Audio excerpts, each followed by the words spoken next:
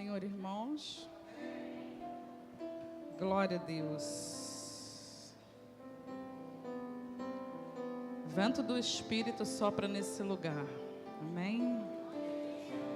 Você pode se colocar de pé nesse momento?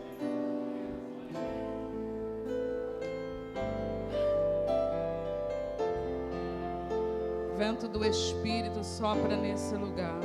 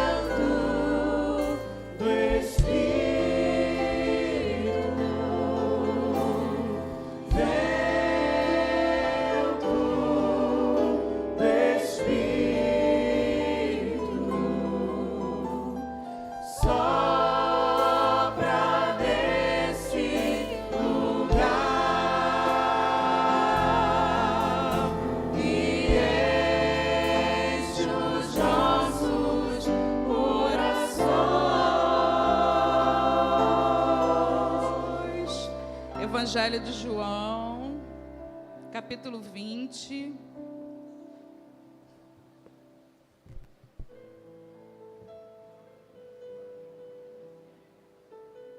A partir do versículo 19. João 20, 19. Chegada, pois, a tarde daquele dia, o primeiro da semana, e cerradas as portas, onde os discípulos, com medo dos judeus, se tinham ajuntado, chegou Jesus e pôs-se no meio deles e disse-lhes: paz seja convosco. E dizendo isso, mostrou-lhes as mãos e o lado, de sorte que os discípulos se alegraram vendo o Senhor. Disse-lhes, pois, Jesus outra vez: paz seja convosco. Assim como o Pai me enviou, também eu vos envio a vós.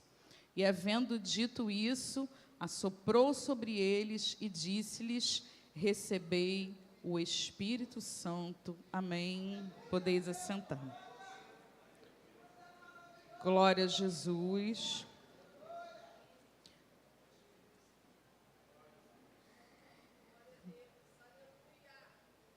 Essa narrativa, irmãos, você percebe que ela está no final do capítulo de João. E se você olhar os textos anteriores, se você puder manter a sua Bíblia aberta, você vai perceber que já passou a morte de Jesus, a sua crucificação, a sua ressurreição. Ele já havia aparecido a Maria Madalena, e Maria Madalena, ela levou essa notícia aos discípulos, e naquele mesmo dia, que era o primeiro dia da semana, como hoje, né? Hoje é domingo, primeiro dia da semana, nós estamos também numa reunião, e ali Jesus, ele vai se colocar naquele lugar, ainda que as portas estivessem trancadas, e o motivo era o medo, a preocupação. Então, essa narrativa, ela vai mostrar que a perseguição ela já havia sido instaurada a partir de Jesus. Houve uma perseguição e ali os discípulos estavam temerosos. Você percebe que a postura dos discípulos, ainda que fossem muito chegados a Jesus durante os seus 3 anos de ministério, você vai perceber que quando se aproxima realmente o sacrifício de Cristo, você percebe que dentre aqueles 12 mais chegados fica João. É João que vai aparecer na cruz. Você percebe que Pedro, ele procura se ocultar quando alguém identifica ele também como seguidor de Cristo. Você percebe que na cruz também estavam as mulheres, e você vê Pedro recuando e procurando voltar para o seu trabalho costumeiro, porque ele era um pescador. E se a gente se lembrar um pouco, nós vamos ver que o perfil desses homens, eles foram treinados por Jesus numa aula teórica e prática, mais prática do que teórica. E Jesus já havia até mandado que eles fossem de 2 em 2, sem a presença dele próprio, tipo aquele estágio intensivo em que os próprios discípulos podiam colocar em prática os ensinamentos que receberam de Jesus. E aquele Pedro, né, impulsivo, aquele Pedro que desceu do barco, aquele Pedro que disse: tu és o Cristo, Filho de Deus vivo, foi aquele Pedro que em dado momento negou, em outro momento, vamos dizer assim, pendurou a chuteira, né, e foi lá e pegou as redes. Eu vou voltar para a minha vida de pesca, porque realmente está tudo acabado, não era assim que a gente esperava, agora morreu o Salvador e vamos voltar à vida antiga. E aí nós vamos ver que o texto traz para nós essa revelação. As portas estavam fechadas, não é porque era uma reunião particular também. As portas estavam fechadas e a motivação principal, o texto diz para nós, que era o medo, a preocupação. Mas Jesus, ele se põe, independente das portas estarem fechadas, o corpo dele já estava glorificado.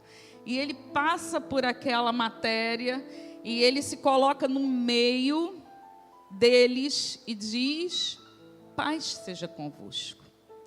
E quando nós ouvimos essa palavra, paz, nós também nos deparamos com situações dessa pós-modernidade, desse mundo que nós estamos vivendo aceleradíssimo, em que as pessoas têm relacionamentos fluidos, relacionamentos superficiais. E quando eu falo isso, talvez a gente pode pensar assim: realmente o mundo lá fora está com relacionamentos superficiais. Mas se nós fizermos uma rápida análise, nós vamos perceber que às vezes até dentro da nossa própria casa, os relacionamentos andam superficiais. E aí talvez você discorde de mim e diga: não, na minha casa estamos juntos. Nossa, o esposo, ou a esposa, os filhos, até comemos juntos, mas às vezes o estar fisicamente junto no mesmo espaço não significa dizer que há uma comunhão e há uma união. Porque um dos propósitos do inimigo das nossas almas é fragmentar os laços de comunhão, partir alianças e interromper esse fluxo de unidade que nós temos aqui. Quando nós paramos para pensar a igreja antes pandemia e pós-pandemia, quem não percebe uma mudança? Quem não percebe uma dificuldade? É como se fosse aquela engrenagem que ficou muito tempo enferrujada e precisa colocar em prática. E ali aquele mecânico daquela máquina, seja de um carro ou de qualquer outro tipo de maquinário, ele vai precisar lubrificar, vai precisar desmontar aquelas engrenagens e mexer, trocar peça, e ele liga, emperra e vai novamente. Há uma dificuldade de retomar aquele processo contínuo. E você percebe, será que sou eu só? Que percebe que as coisas estão emperradas, seja na igreja, seja na família. As relações interpessoais, elas estão com essa engrenagem que agarra e está com dificuldade de seguir adiante. E as portas da alma se fecham, como estavam fechadas aquela sala, aquele lugar em que os discípulos se reuniram. Por que as portas se fecham? E aí a gente se transporta, não para as portas de um lugar físico, mas para as portas de um lugar alma, sentimentos, que somos eu e você. E essas portas são portas de medo. Medo de quê? Medo da criminalidade, medo das doenças, medo da morte, medo do sofrimento, medo da traição, medo de alianças rompidas, medo de novos desafios que lhes são propostos, medo, dificuldade. E aí cada um vai se fechando, e aí em se fechar, como eu disse anteriormente, a comunhão ela fica corroída, e aí nós às vezes nos relacionamos muito mais com os nossos amigos virtuais do que com a nossa própria família, com os próprios irmãos da igreja, numa interatividade corpo a corpo, toque, olho, conversa, como já foi dito aqui, tanto pela irmã que deu testemunho, quanto pelo casal que veio aqui na frente, o estar junto, o estar em comunhão, o estar em igreja e o benefício que isso traz. Não fosse bastante todos esses sofrimentos que todos nós estamos enfrentando na nossa vida diariamente, nós percebemos que por trás disso tudo não é apenas uma questão física, uma questão emocional, uma questão que o mundo está passando por isso. Nós percebemos que por trás disso tudo há um espírito de trevas. Você consegue perceber isso? Você já conseguiu detectar que há um espírito de trevas, um espírito de escuridão, que quer entrar nas mentes, que quer entrar nas casas, que quer entrar nos casamentos, que quer entrar nos relacionamentos dos pais com os filhos e dos filhos com pais. Um espírito de trevas, que foi determinado uma ordem das profundezas satânicas. E a igreja precisa estar alerta, já tem sido dito aqui reiteradas vezes, que nós estamos numa guerra espiritual. E o primeiro passo para nós vencermos uma guerra espiritual é nós reconhecermos que ela está acontecendo agora mesmo. Nós precisamos reconhecer isso. E eu preciso entender qual é o meu papel, que papel eu estou desempenhando nessa guerra, para defender a minha mente, para defender a minha família, a minha casa, os meus filhos, para defender a saúde mental e espiritual no lugar em que eu estou inserido. Nós vimos um testemunho aqui.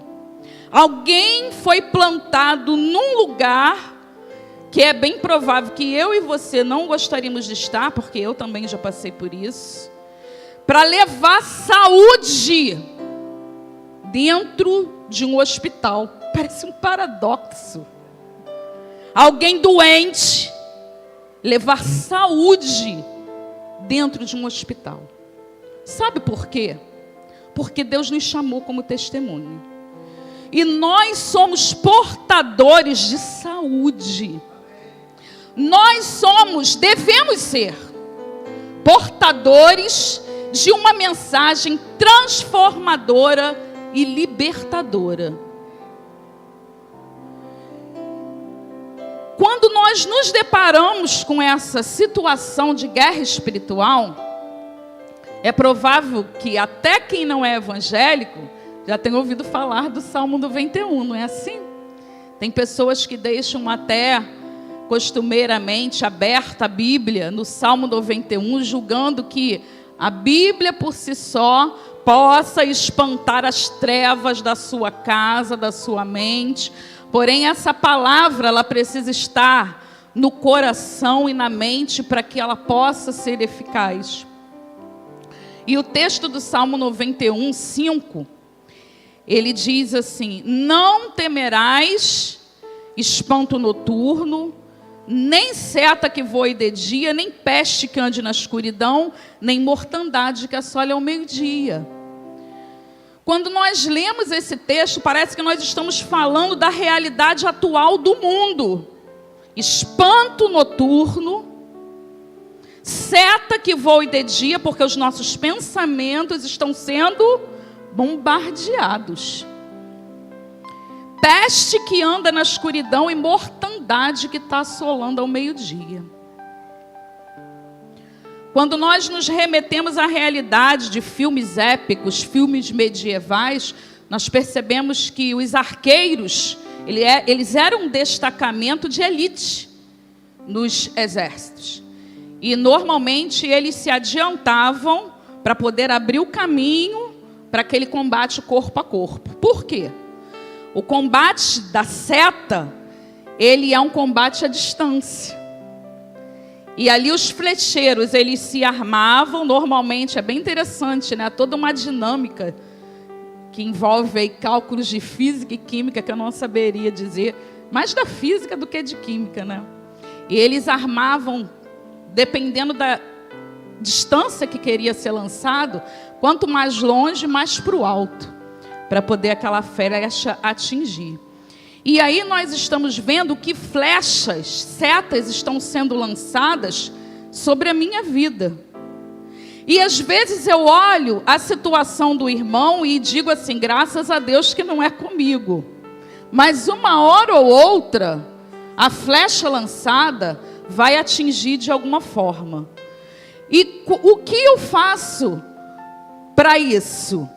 Em relação a isso, eu me escondo debaixo desse púlpito aqui? Não. Precisa haver um poder de reação, um contra-ataque. E a Bíblia nos mostra os equipamentos que nós precisamos utilizar. Em Efésios 6, e dos principais, além da vestimenta estar vestida adequadamente, é preciso ter um escudo na mão, que é a fé, e é preciso também ter uma espada na mão, que é a palavra de Deus.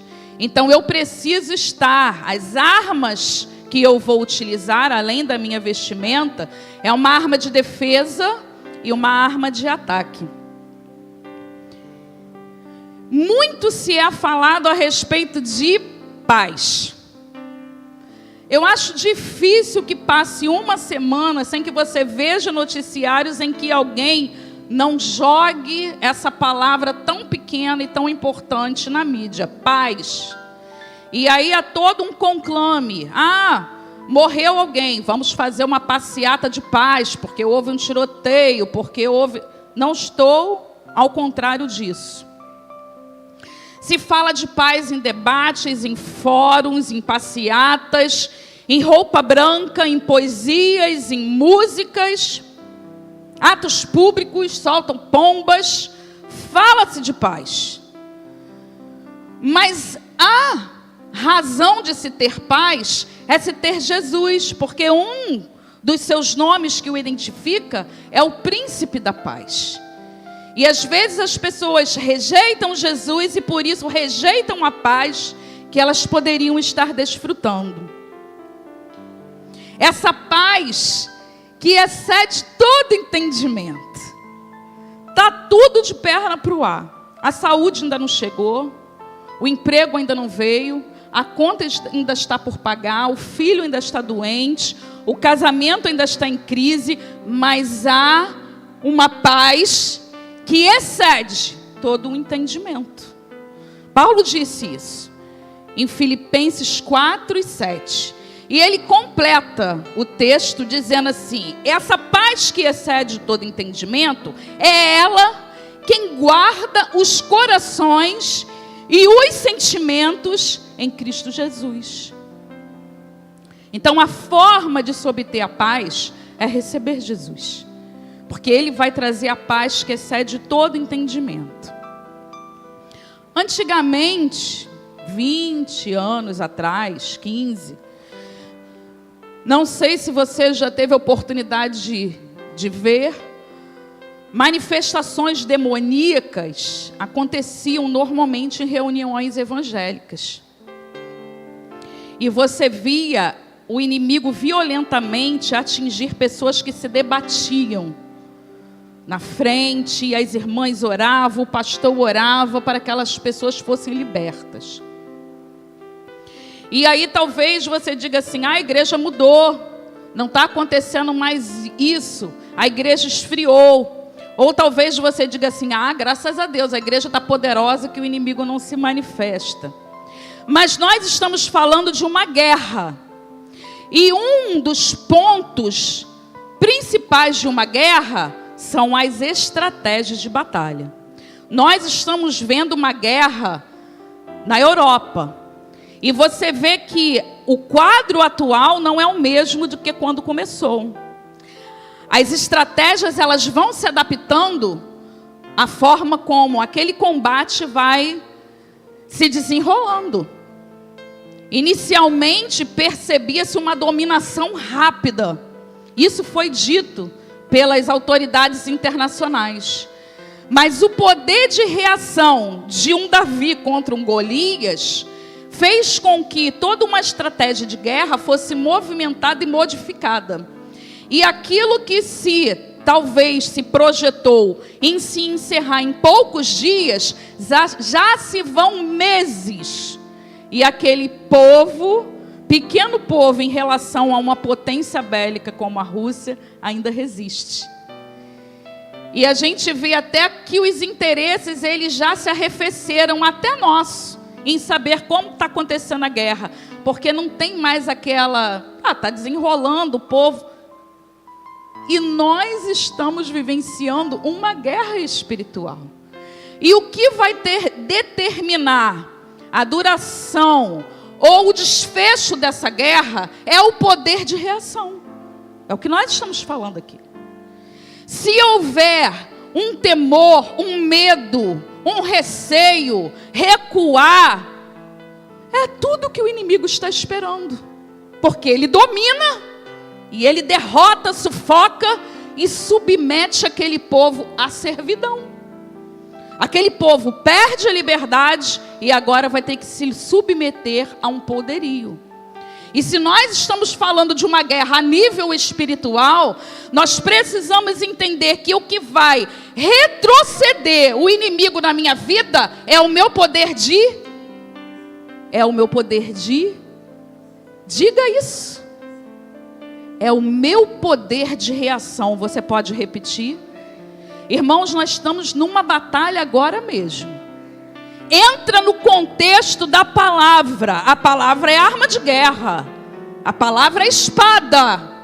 Maneja a palavra agora e diga o que vai determinar, diga comigo, o desfecho dessa guerra na minha mente, na minha família, na minha casa, no meu trabalho, na minha vizinhança, na minha igreja, é o meu poder de reação. É isso que vai determinar. O que vai determinar o desfecho dessa guerra é o seu poder de reação. É você se posicionar como soldado nessa guerra. É você se posicionar. Se por um lado a estratégia era uma manifestação visível demoníaca, e ela ainda acontece, o modus operandi hoje da estratégia maligna é atacar mentes. É um ataque mais invisível. É um ataque que eu não vejo os demônios se estribuchando, se sacudindo, jogando uma pessoa violentamente de um lado para o outro, gritando. Não por isso ele está deixando de atuar. Muito pelo contrário, eu afirmo que ele está atuando muito mais. Nas mentes, nos sentimentos, nos lares, nos relacionamentos, ele está atuando. E aí nós, seres humanos, nós somos corpo, alma e espírito. E a nível de sentimentos, como a irmã falou aqui, ela estava plena de certeza que Deus estava com ela, mas em dado momento ela sentiu medo. Batalha espiritual. E o medo, ele está no nível da alma. E quando o inimigo, ele afeta sentimentos, ele desestabiliza. É como se fosse uma balança, vamos dizer assim, de 3 pratos. Lembra aquela balança de feira? Que tinha 2 pratinhos? Vamos colocar uma balança de 3 pratos. Corpo, alma e espírito precisa estar estabilizado igualzinho. Se eu adoeço, Se o meu dedão do pé, o meu dente inflama, e eu estou sofrendo, eu estou sentindo dor, a minha balança já desestabiliza na alma e no espírito, porque eu começo a questionar a Deus. Eu começo a reclamar e dizer, por que isso está acontecendo comigo? Você está entendendo? Precisa manter na estabilidade. E como ele está afetando os sentimentos, as mentes, e as setas estão sendo lançadas 24 horas por dia, e vem o espanto noturno, e vem as pestes da escuridão, e vem a síndrome do pânico, e vem o desespero, e vem o desequilíbrio emocional, e ali a gente fica numa posição instável. E esse êxtase de emoção, eu estava conversando com uma amiga esse dia, a gente se sente como se estivesse dentro de um liquidificador. Já sentiu assim? Parece que a gente está sendo triturado. A gente sente os nossos sentimentos sendo triturados. E o nosso coração dói. Uma pessoa da minha família, ela mandou um áudio para mim e uma foto. E ela disse assim, eu estou no hospital, eu estou com muita dor no coração, mas já fiz exame. Ela é uma paciente cardíaca, já teve um caso de infarto. E ela correu logo para o hospital julgando outro infarto. Mas fez os exames e não era. Mas ela disse, a minha dor no peito é agonizante. Olha como é que o nível do ataque da alma afeta o corpo. E certamente vai afetar o espírito. Porque aí a pessoa diz assim, não tenho forças para ir na igreja. Ou eu não vou naquele lugar porque eu estou orando, estou jejuando e Deus não me responde. Olha como é que há um desequilíbrio entre o todo que forma o ser humano, que somos eu e você. E aí, aqueles problemas, tu vai no âmbito da família, aí tem um pai, uma mãe, um problema de saúde, uma escassez. Você vai no âmbito do casamento, confrontos, discussões, desentendimento. Você vai no âmbito do filho, o filho está rebelde e não obedece. Você vai no âmbito da questão financeira, o dinheiro não está sobrando e você fica assim, meu Deus, para que lado que eu vou? E a impressão que dá é que todos os caminhos que você segue, igual aquele Pac-Man, né? Vai seguindo e ele não consegue achar uma saída do labirinto da alma. E o inimigo, ele está colocando uma redoma em volta de mim, para que eu me sufoque dentro daquela própria circunstância de ausência de paz. E não por acaso, a depressão ela foi considerada pela Organização Mundial da Saúde como o mal do século 21. Ela é uma doença silenciosa e é ainda incompreendida.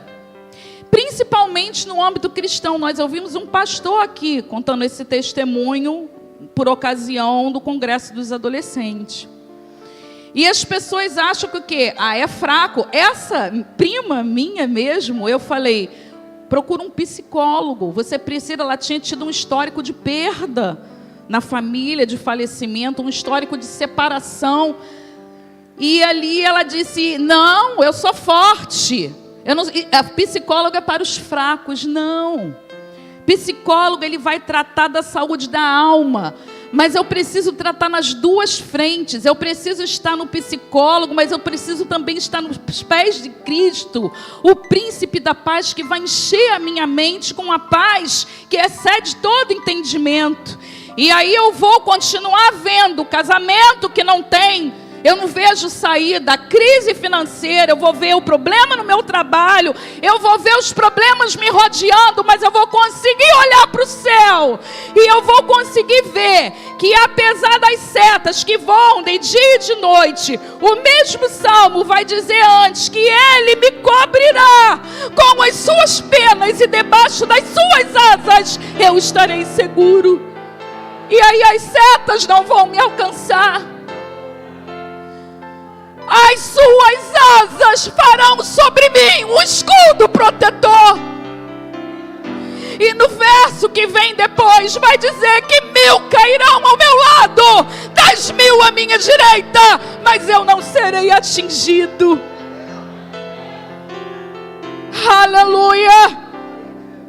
Tem muita gente trabalhando na esfera humana, muita gente buscando solução em remédios antidepressivos, muita gente buscando solução em psicólogos, psiquiatras e neurologistas, mas pouca gente querendo dobrar o joelho no chão e dizer: Senhor, tem misericórdia de mim, tem misericórdia da minha casa. Demônio, eu te repreendo da minha família. Sai da minha mente, sai da mente do meu filho, sai da minha casa, no poder e na autoridade do nome de Jesus. Poucos querem pagar o preço do jejum, da oração, das madrugadas, da boca no pó. E aí eu busco os tratamentos alternativos. E no tratamento espiritual eu pego o telefone e digo: irmão, ora por mim. Pastor, ora por mim. E eu estou confortavelmente numa situação espiritual e não guerreio a guerra que é minha. E quando eu olho para a situação de Neemias reconstruindo os muros, cada um tinha que lutar pela sua família. Ele colocou famílias ao redor da construção daquele muro.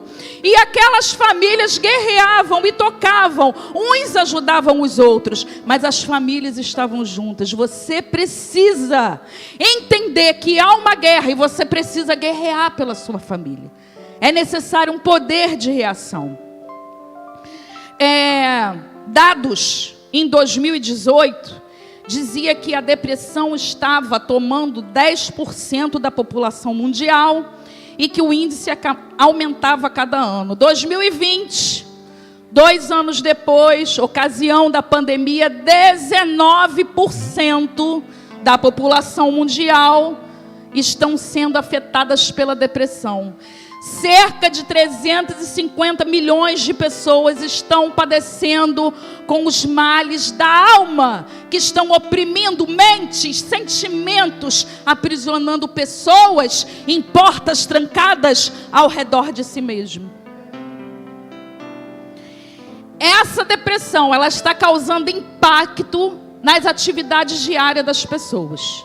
E há um sem número de licenças trabalhistas por questões de problemas de depressão, ansiedade, síndrome do pânico e outros males que atingem a alma.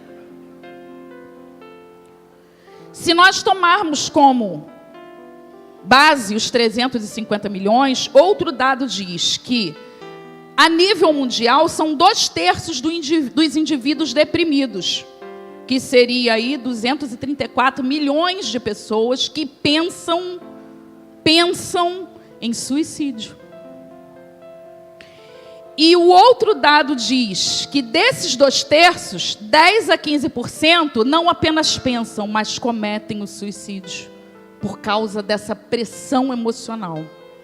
E aí seria 35 a 52 milhões de pessoas. Não é pouca coisa. E eu entendendo esse contexto de guerra, eu volto lá para os discípulos. Eles estavam desestabilizados. Você concorda comigo? Nessas circunstâncias de se esconder, de não ir na crucificação, de negar Jesus, de procurar voltar para a sua vida de trabalho, de se reunir a portas fechadas por medo dos judeus, estavam no nível também depressivo. Mas chegou o mestre. E o que ele falou? Você lembra do texto? Você pode repetir? E onde ele estava? Se apresentou, o texto diz, no meio deles. Hoje Jesus está aqui no meio. Está dizendo para nós, paz seja convosco.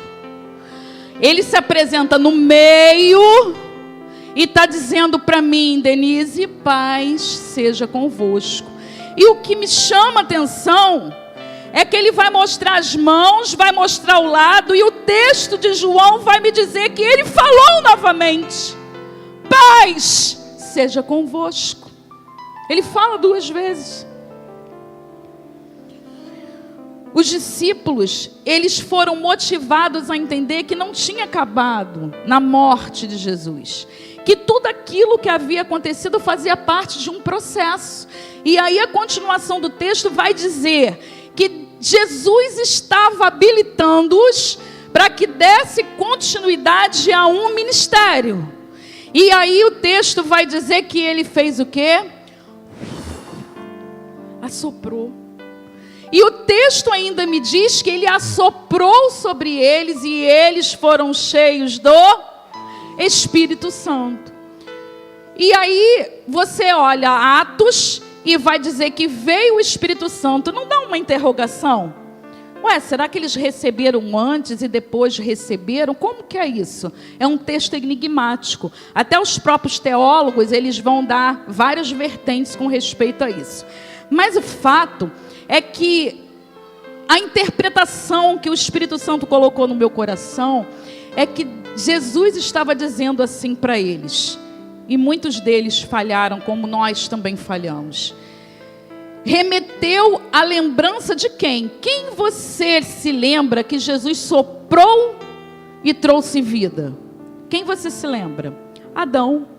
Adão era um corpo inanimado de barro, modelado. E o texto de Gênesis 2:7 vai dizer que Deus formou. O pastor Marcos pregou aqui domingo passado na ceia sobre o olheiro, Jeremias 18. E essa palavra formou tem o mesmo contexto no hebraico lá de Jeremias. Quando ele formou o homem, é como se ele fosse um olheiro formando um barro, um vaso de barro.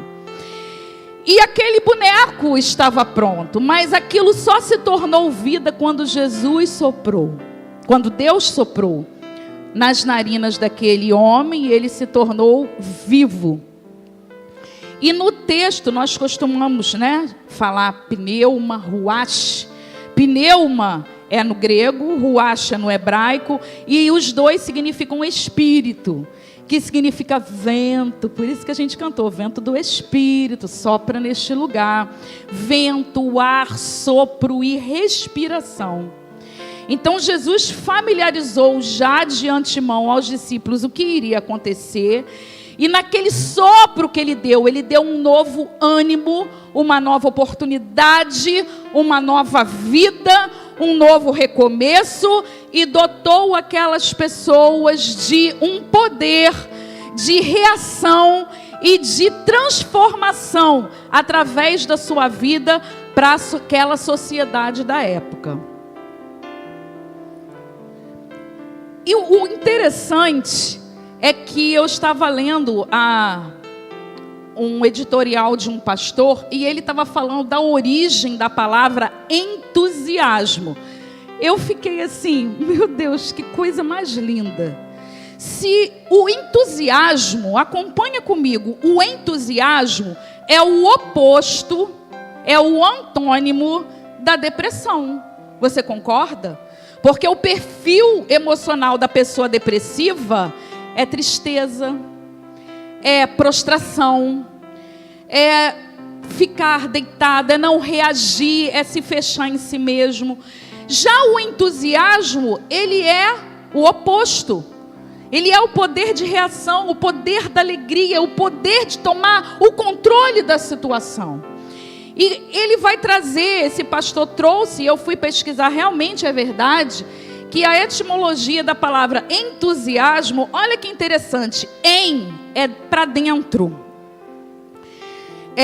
Theos, que significa Deus, e o asmos é alguma coisa parecida como sopro, vento e respiração. Então, a pessoa, e isso os gregos colocaram, que o entusiasmo significava ter um Deus dentro de si, através do ar e da respiração. E não, por acaso, uma das formas de se manter o controle de um estado depressivo é fazer o quê? inspirar profundamente. Se você fizer isso, e a pastora Denise está trabalhando meditação, isso é fato, comprovado. Se você respirar, pode ter certeza. Tente relaxar e respirar.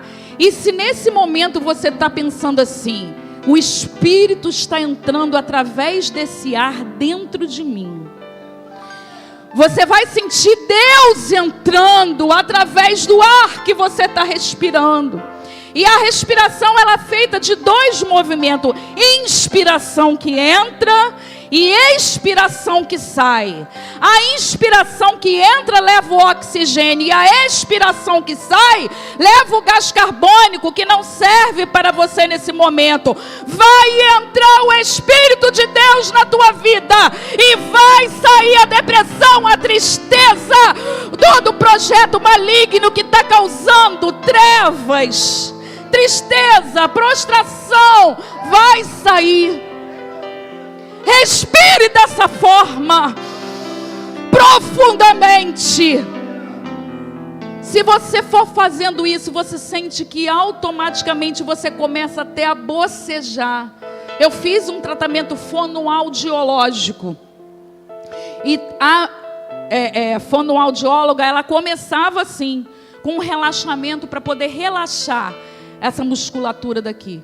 E ela sempre mandava: deita, se acomoda e começa. Ela mandava fazer 10 respirações. Na terceira eu já estava bocejando. Porque nós, na correria, nós não respiramos direito. Você já viu uma criança, um bebê? Ele respira movendo a barriga. É o diafragma. Nós desaprendemos a respirar. Então a nossa respiração ela fica muito torácica. E aí, por isso que é importante ter a respiração diafragmática para cantar, porque você consegue alongar a nota musical, porque você está segurando no diafragma, ele se distende. E nós desaprendendo a respirar, a nossa respiração fica curta. Pela ciência, o cérebro ele recebe pouca oxigenação. Presta atenção na tua respiração. Se às vezes nós não estamos respirando curto demais, e às vezes existe até a questão da apneia, que é quando, isso até durante o sono, quando a respiração ela dá intervalos. E aí há problema no sono, de tudo aquilo que vai interferir nessa respiração física, vai causar um transtorno. Então que você possa sentir nessa respiração, pare para respirar. Pare a correria do dia a dia. Quando você respirar, o Lucas já está ali bocejando. Isso é saudável. Quando você estiver numa situação de afronta, quando você estiver numa situação de tensão, se lembra disso e começa a respirar e dizer: o Espírito de Deus está entrando através desse ar que eu estou respirando e está levando vida para dentro do meu corpo e está entrando no meu cérebro e está oxigenando e está trazendo paz, leveza para que eu tome as decisões certas. Isso é um princípio espiritual.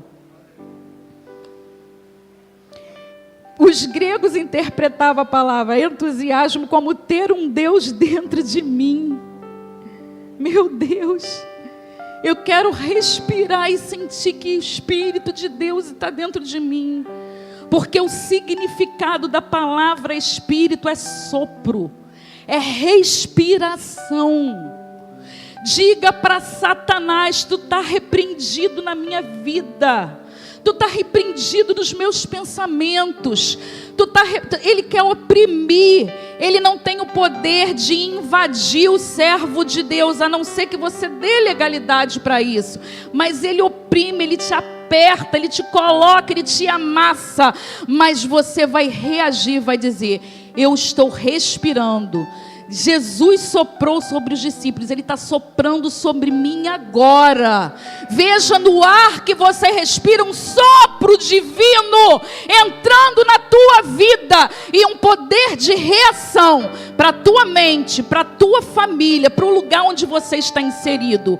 E o restante do texto vai dizer para você, que Jesus disse para os discípulos: agora vocês vão sair e vão testificar. É isso que Deus quer que nós façamos. Ele quer nos prender nas nossas emoções, porque Ele sabe o potencial que nós temos. Quando nós reagirmos e tomarmos a dianteira no nosso trabalho, na nossa família, na nossa casa, na nossa rua, nós vamos ver mudanças na situação. E para encerrar,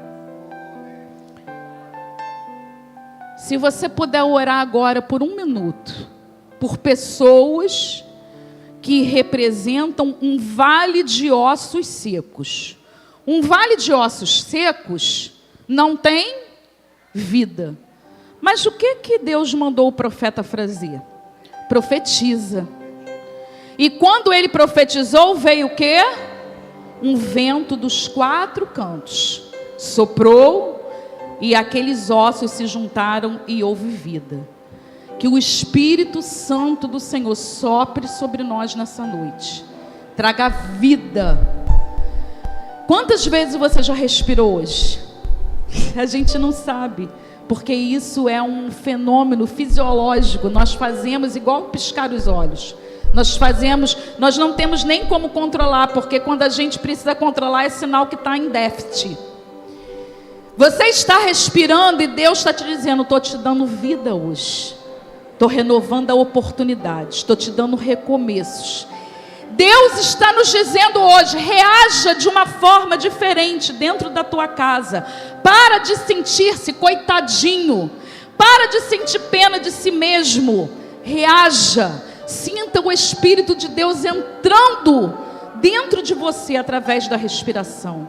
E sinta o Espírito de Deus movendo nesse lugar. Pessoas que são vales de ossos secos, o Espírito sopra, traz vida, põe de pé, ainda vira um grande exército para ingressar conosco nesse exército que está guerreando nesse mundo contra as batalhas diárias. Você pode se pôr de pé nessa hora? Há alguém?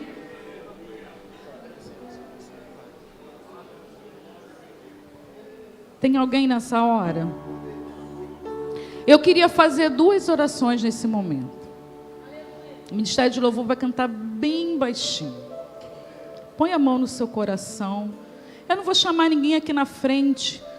Não há necessidade de constrangimento. Mas você e Deus sabem as batalhas diárias que você está enfrentando. E o quanto está sendo difícil. O quanto as batalhas diárias têm afetado o nosso emocional, que parece que a gente vai morrer. Mas a partir de hoje, amanhã, quando o inimigo vier com força, respire o mais fundo que você puder e diga: tu está repreendido no nome de Jesus. O nome daquele que sopra em mim. Ainda há esperança, porque eu estou respirando e Ele está soprando fôlego de vida em mim. Amém? Deus, a tua visitação venha sobre nós. Nós queremos sentir o teu Espírito entrando sobre as nossas narinas e percorrendo todas as células do nosso corpo e trazendo um oxigênio espiritual. Traz saúde e nos faz saudáveis para levar essa tua saúde a outros tantos que estão nessas estatísticas de tristeza, de dor, de sentimentos oprimidos. Usa-nos como instrumentos, assim como o Senhor usou os discípulos. O Senhor soprou sobre eles um novo fôlego. Senhor, sopre sobre nós, para que nós possamos sair daqui como testemunhas.